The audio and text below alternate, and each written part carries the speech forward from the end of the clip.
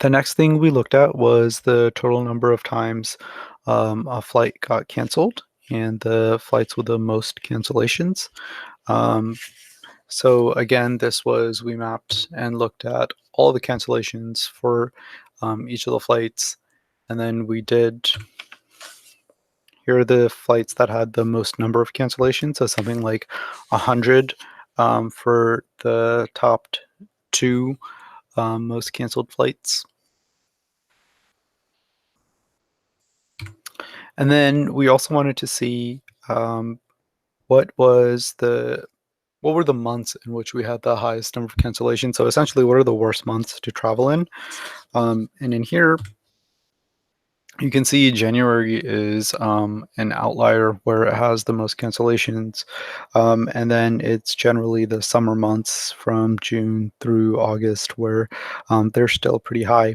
It was surprising to see November is not that bad, considering you hear a lot of stories about Thanksgiving slowdown and so on and so forth in airports.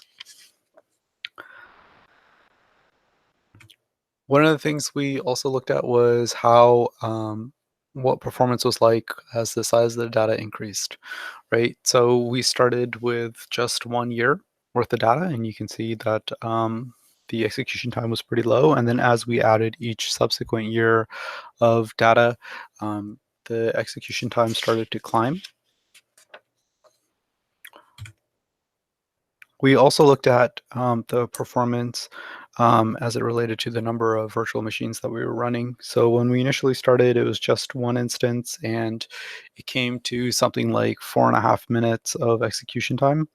And then as we started adding the number of instances and we got up to 5, it came out to something like 1.5 minutes.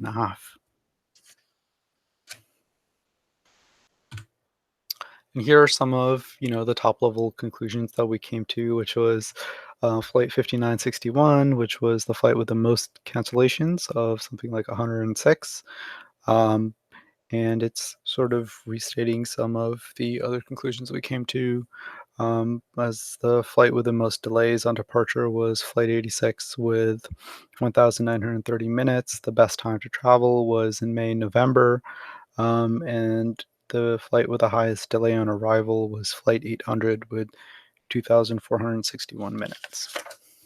And that was our presentation. If you have any questions or comments, please feel free to let us know. Thank you.